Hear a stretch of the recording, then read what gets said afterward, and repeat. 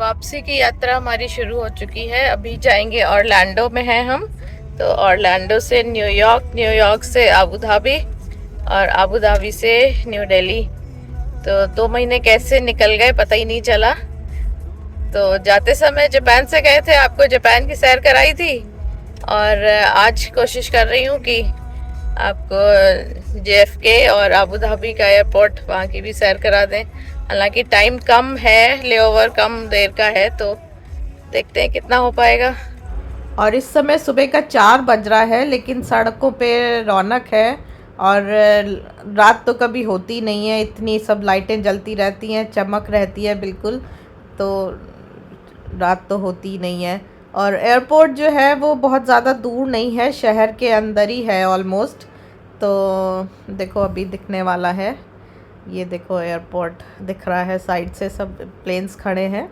और यहाँ पे एक और बात है कि एक टर्मिनल जैसे है ना, वो 1 2 3 के बजाय ABC हैं। और एयरलाइंस अलॉटेड है टर्मिनल पे कि इस टर्मिनल पे इस एयरलाइंस की फ़्लाइट जो है वो इस टर्मिनल पे आएगी।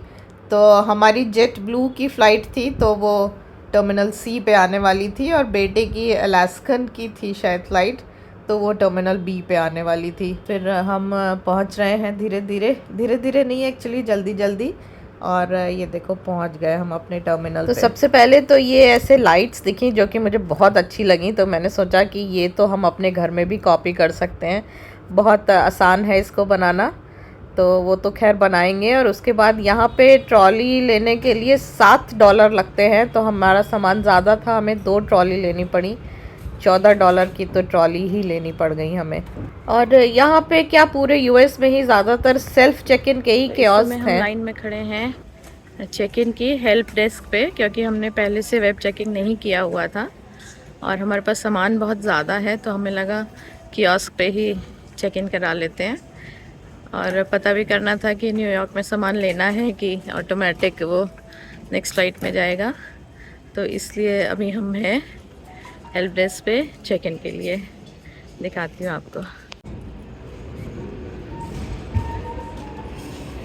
वहाँ तक जाना है। मैं चेक इन हो गया है, हमारा सामान वगैरह सब प्रॉपर था, वेट दे दिया है। चेक इन में बोर्डिंग पास मिल गया है पूरा दिल्ली तक के लिए। और अभी इस समय बजा है 5:30, फ़्लाइट है हमारी 9:50 की। जल्दी हम लोग इसलिए आ गए थे क्योंकि बेटे की फ़्लाइट थी, उसको वापस सियाटल जाना था ऑरलैंडो से, तो उसकी फ़्लाइट थी 7 बजे की, तो इसलिए जल्दी आ गए थे। तो अभी हमारे पास खूब टाइम है। अब यहाँ का ऑरलैंडो का एयरपोर्ट एक्सप्लोर करेंगे कि यहाँ पे क्या क्या है, तो घूमते हैं यहाँ पे। तो चेक इन के बाद और सिक्योरिटी से पहले ये इतना बड़ा लॉबी जैसा है, यहाँ पे फूड कोर्ट जैसा है एक्चुअली ये। तो फिर यहाँ पे बैठ के हमने भी, जो हम घर से ही लेके आए थे, घर क्या मतलब होटल से ही सैंडविच वगैरह हमने पैक कर लिए थे, तो वो बैठ के यहाँ पे खा लिया। और उसके बाद सिक्योरिटी करा के हम आगे आ गए। चेकिंग सिक्योरिटी करा के अब हम लोग जा रहे हैं गेट की तरफ। तब तक यहाँ का नज़ारा लो आप। ऑरलैंडो एयरपोर्ट, जिसको कि MCO भी कहते हैं, इसका टर्मिनल C जो है ये करीब 1.5 लाख स्क्वायर फीट एरिया में बना हुआ है। और इसको बनने में लगे थे करीब $3 बिलियन, मतलब इंडियन रुपीस में कन्वर्ट करें तो करीब 25,000 करोड़ रुपए में ये टर्मिनल बना है। और यहाँ पे जो ये सामने आप देख रहे हो, यहाँ पे अभी आपको अंदर लेके चलती हूँ, ये दिखाते हैं। ये यहाँ पे 3 ये कर्व्ड स्क्रीन्स लगी हुई हैं, इसको बोलते हैं मोमेंट वॉल्ट। और ये आर्टिफिशियल इंटेलिजेंस और कैमरा और उससे सब ये वर्क करता है। तो इसमें ये होता है कि इसके बीच में जब आप खड़े होते हैं तो आपका सेल आउट जो है वो स्क्रीन पे आ जाता है। और रियल टाइम जो आप एक्शन करोगे, वो ये जो सेल आउट जो आपका बन के आया है, ये मतलब आपके बॉडी के मोशन के हिसाब से ये भी मूव करेगा ये। तो ये बहुत ही एक अनोखा एक्सपीरियंस है, बहुत ही अच्छा मज़ा आया बिल्कुल इसमें। अब देखो इन पिक्स में देख के आपको ज़्यादा समझ में आ रहा होगा कि किस तरह से सेल आउट बन जाता है। और ये मोमेंट वॉल्ट के पीछे भी जो स्क्रीन है, यहाँ पे भी ये बहुत अच्छा सा ये क्रीपर है, बिल्कुल ऐसे लगता है कि लाइव है कुछ, ये रियल प्लांट है ये, बट ये स्क्रीन पे आ रहा है। तो ये एक बहुत बढ़िया सी चीज़ दिखी पीछे, देखा आपने, आपको भी दिखाया। अब चलते हैं अपने गेट्स की तरफ। इंटरनेशनल एयरपोर्ट हो और वहाँ ड्यूटी फ्री शॉप्स ना हो तो ऐसा तो हो ही नहीं सकता। तो यहाँ पे भी बहुत सारी ड्यूटी फ्री शॉप्स हैं। यूनिवर्सल स्टूडियो की तो क्या ज़बरदस्त मार्केटिंग है, वहाँ लेना रह गया हो तो यहाँ से ले लो। और इधर ये है डिज्नी के।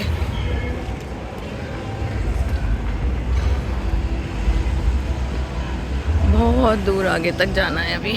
और ये पूरे कॉरिडोर में एक तरफ ड्यूटी फ्री शॉप्स हैं और दूसरी तरफ ये ऐसे जो फ्लोरिडा के जो मॉन्यूमेंट्स हैं वो उन सब के यहाँ पे बड़े बड़े पोस्टर्स लगे हुए हैं। तो देखते देखते चलो मन लगा रहता है। वहाँ से चल के आए हैं अभी इतना, और अभी आगे और बहुत सारा जाना है। बहुत चलना पड़ता है, बहुत ज़्यादा एयरपोर्ट पे, इसलिए जब भी एयरपोर्ट पे जाओ हमेशा शूज़ पहन के जाइए। और ये कोई ऑरलैंडो एयरपोर्ट से हम कोई बाहर नहीं निकल आए हैं। ये यहाँ पे इतनी बड़ी ये एलईडी स्क्रीन लगी है जहाँ पे ये फ्लोरिडा का जो मतलब टिपिकल फॉरेस्ट होता है ना, लेक्स और फॉरेस्ट, वो स्क्रीन लगी है। एक एलईडी ये लगी है और एक वो आगे और एक वो और आगे। ये रास्ता तो ख़त्म होने का नाम ही नहीं ले रहा है, इतना चल चुके हैं। और यहाँ पे कोई वो जो जिसे कन्वेयर बेल्ट, वो क्या बोलते हैं उसको, खड़े हो जाओ चलते हैं ना, एस्केलेटर नहीं, वॉकलेटर ऐसा कुछ बोलते हैं, वो भी नहीं है यहाँ। तो पैदल ही चल के जाना है। सुबह सुबह की मॉर्निंग वॉक हो जा रही है फ्लाइट के, सॉरी एयरपोर्ट के अंदर। और जब इतना चलना है ना तो उन्हें भी मालूम है कि लोग थक जाएंगे, तो इसलिए ज़्यादातर हर गेट के पास ही खाने पीने की चीज़ें भी कुछ कुछ है ही है यहाँ पे। इतना सारा चलने के बाद अब वो आगे गेट नंबर 233 दिख रहा है जहाँ की हमें जाना है। तो ये आ गया हमारा बोर्डिंग गेट। चलो अच्छी बात है कि यहाँ पे पास में ही एक कॉफ़ी वॉफ़ी भी मिल जाएगी, ज़्यादा ढूंढ के नहीं जाना पड़ेगा। तो यहाँ बैठेंगे अब 2 घंटे। जापान की याद आ रही है, 4-10-11 घंटे बिताए थे वहाँ। और यहाँ पे चूँकि बिल्कुल पोल्यूशन नहीं है ना, इसलिए जो आसमान और कलर्स यहाँ दिखते हैं ना, वो अपने इंडिया में तो बिल्कुल नहीं दिखते हैं। तो एक बार और आखिरी बार यहाँ का सुंदर आसमान देखो आप। पूरे यूएस में ही सनसेट तो बहुत ही खूबसूरत होता ही है, लेकिन पूरी ट्रिप में आज पहली बार सनराइज़ भी देखा तो वो भी बहुत ही खूबसूरत लगा। और देखो वैसे हम लोग समझ नहीं पाते हैं, लेकिन आज खड़े होके देखा तो समझ में आया कि कितनी जल्दी, पता है 2 मिनट के अंदर ही बिल्कुल पूरा सूरज बाहर दिखने लगा। और ये जो है मैंने स्पीड इसकी 7x की हुई है इस समय, तो आप बस ये सोच लो कि कितना ही जल्दी सनराइज़ हो गया कि जो वॉल थी ये उसके ऊपर सूरज पूरा दिखने लगा। और एयरपोर्ट पे घूम फिर के सब बैठ गए हैं अब, और इतनी सर्दी लगने लगी थी मुझे यहाँ पे, पता नहीं क्यों इतना ठंडा अच्छा लगता है लोगों को रखना। बाहर टेम्परेचर 35-36 डिग्री है, लेकिन अंदर 10 डिग्री कर देंगे। बहुत सर्दी लग रही थी, तो मैं तो बिल्कुल मोटा सा ये पहन लिया है। और ये देखो जब आए थे तब कितनी रोशनी थी और अब कितनी रोशनी हो गई है। सनराइज़ तो दिखाया मैंने आपको, चलो अब दिखाते हैं कि सन कहाँ तक पहुँच चुका है। और लोग भी काफ़ी आ गए हैं अब यहाँ पे, तो अभी दिखाऊंगी लोग भी, और देखते हैं कि सन कहाँ तक आ गया है। ये देखो सनराइज़ यहाँ से शुरू हुआ था और अब सूरज वहाँ पहुँच चुका है। और 3-4 घंटे एयरपोर्ट पे बैठे बैठे अब की से मैंने ये डिस्कवर किया कि कितने रंगों के प्लेन उड़ते हैं यहाँ आसमान में, और हर डायरेक्शन में जाता है प्लेन। बोर्डिंग गेट्स खुल गए हैं, बोर्डिंग के लिए जा रहे हैं अब हम लोग।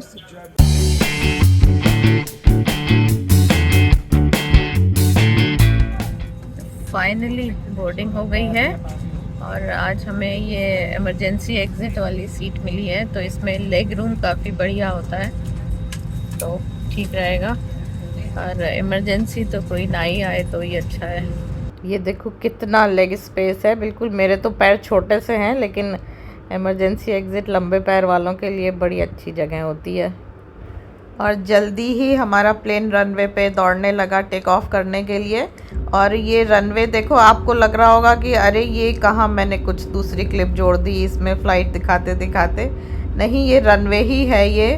और ये ऐसे लग रहा है कि ब्रिज के थ्रू है ये।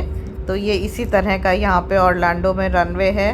तो किनारे यहाँ पे लेक भी है, तो बड़ा खूबसूरत अलग ही है ये। और इतने सारे कलर के प्लेन्स देखे थे ना, तो एक और कलर देखो, ये इतना डार्क ब्लू कलर का भी प्लेन है ये साउथ वेस्ट शायद एयरलाइंस है, उसका प्लेन है इतने डार्क कलर का। और बस जल्दी ही टेक ऑफ हो गया। और वेदर क्लियर था, तो इसलिए कोई भी बिल्कुल टर्बुलेंट वगैरह नहीं थी फ़्लाइट, बहुत ही स्मूथ फ़्लाइट। और जब वेदर क्लियर होता है तो नीचे भी अच्छा दिखता रहता है, तो अच्छा मज़ा आता है। मुझे तो ऊपर से नीचे देखने में बहुत मज़ा आता है। और ऊपर से जब नीचे देखो ना, तब दिखता है कि कितनी वाटर बॉडीज़ हैं यहाँ फ्लोरिडा में, कितने लेक्स हैं। तो बहुत ही खूबसूरत दिखता है। देखो कितने सारे हैं यहाँ पे, आप ऊपर से ही गिन लो तो कितने से एरिया में कितने सारे लेक्स दिख रही हैं। तो ये बहुत ही खूबसूरत दिखता है। और इस समय जो आप नीचे ये पानी देख रहे हो, ये है चीसापीक बे। ये दुनिया का सेकेंड नंबर का बड़ा ईस्चुरी है, मतलब नदी और समुद्र मिलते हैं जहाँ पे। और ऊपर से देखो यहाँ पे लहरें भी हम देख सकते हैं। ये इतना क्लियर वेदर था। और इस समय थैंक्स टू गूगल हम पता कर सकते हैं कि इस समय हम डेलमरवा में हैं। और करीब 2.25 घंटे की फ़्लाइट के बाद अब हम न्यूयॉर्क के जॉन एफ कैनेडी एयरपोर्ट पे लैंड करने वाले हैं। और यहाँ से अब हम एतिहाद एयरवेज़ की नेक्स्ट फ़्लाइट लेके अबू धाबी और वहाँ से दिल्ली पहुँचेंगे।